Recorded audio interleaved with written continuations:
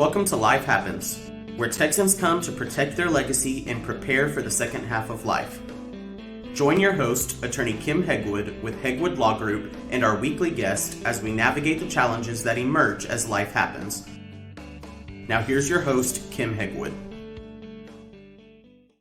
Good morning and welcome to Life Happens with me, Kim Hegwood, and my very special guest today is Wendy Hoggatt. I totally messed that up, didn't I? It's all right. And I'm terrible with mine. Most people mispronounce my name all the time. And so I'm like, oh, I'm so sorry. But I'm super excited to have you on the show today because the fun thing that that you do something so interesting to me that I was so excited to finally, get you on the show. For the listeners, Wendy has a company called All's Well at the End. And she's an end-of-life doula. And so what we're going to kind of walk through a little bit, Wendy, is can you tell our listeners what is an end-of-life doula? End-of-life doula is your partner at the end of your life. So if you have medical appointments or you have an event that you want to go to, or you just need companionship, we're there to help you ease the scary part of the end. So I have been in this business for quite some time. So I'm not a medical person, although I have a medical background. I'm not a legal person, although I have people like you and other people that I refer to. I don't make any decisions for you. I just hold your hand so that there's somebody there to help you make those decisions. And if you have questions, you can call me because it's a lot cheaper to call me than call some of your other workers. I can appreciate that. And so, but as far as, things, being, at the end of life, what do you mean by leaving your way? Because I know there's a lot of talk about, choices when it comes to end of life. So how does that work in your business? I have a group of referral partners that go from a cremation service, a trip service, to make sure that your wishes are what's handled, and it's not your children's or your whoever's decision of the embalming and which casket, and if there's even a casket, or if there's a cremation and you don't want to be cremated. Those things, sometimes it's before that really that I come into your life, because if you know you have a terminal illness and the doctor says, well, let's do a test that's going to say whether you have bone cancer. Well, if you already know you have a terminal illness, you don't really need to know that you have bone cancer because you're already going to die. But they'll do that test anyway. So I'm there to kind of say, well, if you took that test, what would you do differently? And would you take the treatment? And if the answer is no, I'd rather help you say, how else would you like to spend that money? Would you like to buy yourself a new something? Or would you like to put it away for your grandkids so that you don't make those unnecessary medical decisions that sometimes the medical field says, you need this, you need this, you need this. But towards the end, I'm not sure that we really do need this if we already have a diagnosis that says something else is going to happen. So if you're not going to change your behavior or take the treatment and you're there, I just give you options to say, this is the options that I know of and that the medical team knows of. And there's a plethora of things you can do. There's holistic medicine, there's chiropractors, there's acupuncturists. And I know all of these people from working with seniors my entire working career. So I have a plethora of people to pull onto to say, why don't we try this? Or why don't you try this? Or have you ever thought of this? Sometimes aromatherapy and changing your environment, getting those air ducts cleaned, things like that can really help a continual allergy problems. And you're going, I always have a head cold. Well, when was the last time you cleaned your ducts? Things like that you don't, it's inside the box. You just don't think about it quite as easy. Yeah. And so my concern usually is there air coming out and is it cold enough? So, Exactly. Yeah. But if you're not, don't think about it. What's in the air that's coming out and cold enough?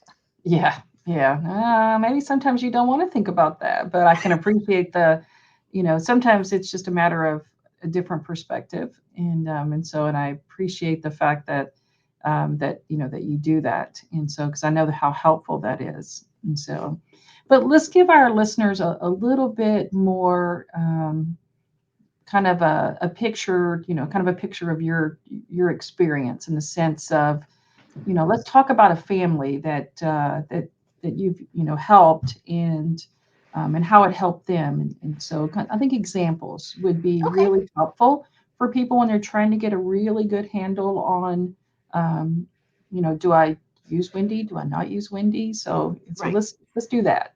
Okay. I have a client and she's the one that gave the testimonial on my website that she wanted to go see her sister in Florida. She could not go to Florida by herself because she couldn't do the airplane and the driving afterwards and things like that. So we went to Florida. I went with her and I took her to her sister, and they had a family reunion in Florida with just with just her and her siblings. So it wasn't a big family reunion. It was just the 70s and above in her family. And when we came back, um, she used me for drives that were over 50 miles because she could drive in League City. She just couldn't drive outside of League City comfortably. So when she wanted to go to Galveston, we went to the Grand, or I took her and dropped her off so that she could have dinner with her friends. I don't usually hang out with you. I drop you off and let you have your dinner with your friends, and then I pick you up and I go do whatever I want to do while I'm there. And then as she got a little older, she realized that she was missing things. She couldn't hear the things that the doctors were saying. And she has one daughter in Connecticut and one daughter in California.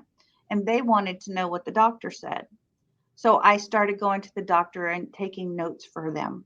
And once a month, I give them the notes from the different doctors that we've been to and her daily. I talk to her twice a week. And so I give them a shortened notes of what she wants her kids to know. And we have a great relationship in that I don't ever give out all your information, but I do give enough so your family stays off your back, kind of thing, if that makes sense. Yeah. When she got sick, I was there to stay in the hospital to kind of check on things. Again, her family's out of town, to make sure that she was getting the care that she needed so that she could come back to her house. And she lives in an assisted living facility now, and I've helped make that transition with her. I helped her pick up her house and get it to the realtor, and her kids pick the realtor. Like I said, I don't make any decisions for you. I just give you an array of people to help make your decisions.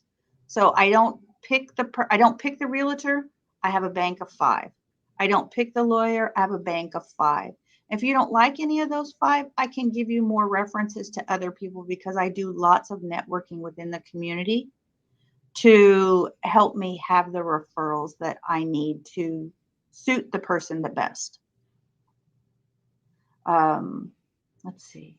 Another client of mine has passed, but at the probably about 3 weeks before she passed, I moved into her house and stayed with her as a vigil, sorry, so that her family could come and go and visit, and she had someone there with her all the time, because a lot of people are scared of going by themselves when they live by themselves. And I take the ease and the fear out of that because you're not by yourself. I'm there, I'm with you. If it works out really nice. I can't say I enjoy that part of my job, but I am very good at that part of my job. I want everybody to know how special they are. And I do believe that everybody is special.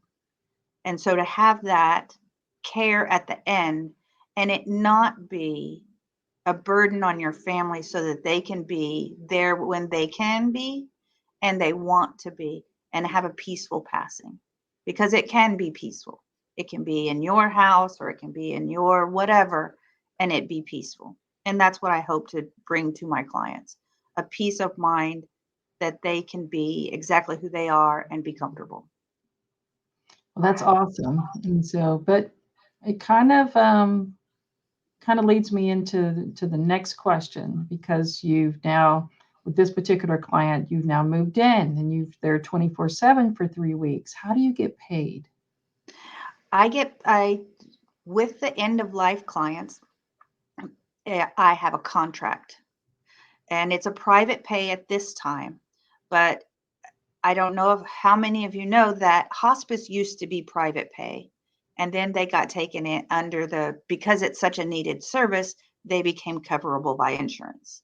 So I really think that over time the doula service will be also, but right now we're a private pay, and I have a contract, and you make monthly payments for your visits, and then at the end of life in the contract it states that whoever your executor is pays a flat amount for me to be there if it's not paid before you pass. And Okay. I do the funeral if they want me to, and I check up on your loved ones after you're gone for about a year. I call periodically and say, hey, your blank, whoever it was that I work with, wanted me to check in on you and see how you are. Is there anything we can do for you? Oh, well, that's nice. And so, I mean, because that probably means more, I think, than anything, just having the great follow-up, for sure. So a lot of people, you talked about hospice. So can you tell our listeners kind of how you see the difference between what you do in hospice care? Hospice is medical, and they have great medical team. They have a great support system. So they have counselors, they have clergy, they have nurses, they have doctors. But death is not a medical procedure, it's a human procedure. And I bring in that human touch because hospice doesn't have time. They are so booked. They can only give you about 20% of the time, and life is 24/7. So I work with them. I am not competition for hospice. I'm not competition for home health care workers. We need all of those on your team. And I can communicate in the medical language that they need and transfer information between the hospice and the home health care people and your family. So we're all on the same page and we're working together, because hospice is a needed part of the equation, because they can give you the medicine and they can give you the medical help that you need to do this. And I'm there to support the emotional and the human side of it. Yeah, I always laugh. I had no idea what hospice did until my grandmother, towards the end, when hospice was finally called. And they came on, and because in my head I'm thinking, oh, hospice 24/7, they're going to take care of her at the end. It's like, oh, they couldn't have been further from the truth. Yeah. They popped in twice a week, 10 Yeah. quick 10 minutes, checked the meds, checked her, left. So it was mainly hospice for me, was mainly to keep her comfortable. Mm-hmm. So it's why they were there, just to make sure she was comfortable at the end. And so, but definitely, having family and having someone there with you is a godsend. And because nobody wants to go alone. Correct. Right. And most definitely. I will say, I want to make it really clear. I am not a medical person. I do not give medicine. I do not take care. You still need a caregiver there. So I just I don't want to step on anybody's toes and take away anything. You need a whole team to take care of you. Yeah. Okay. Well, that's good. And that's a good clarification, because it did sound a little bit like you were the one that was there. And, the 24/7 kind of Right. thing. I am So, there 24/7, but I do not do medical care. okay. That's good to know. So, Wendy, if somebody really wants to get some more information about what you do, how do they find you? They can get me at allswellattheend.com. There's a scheduling button there. You can call me at 713-253-3099. Or you can check out my website at All's Well at the End.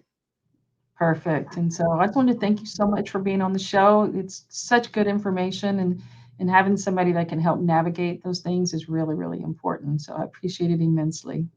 Well, thank you for the opportunity, Kim.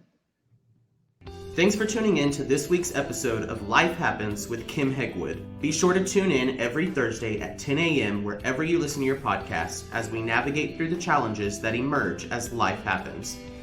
The content of this podcast does not establish an attorney-client relationship or constitute attorney-client privilege, legal, medical, financial, or any other professional advice.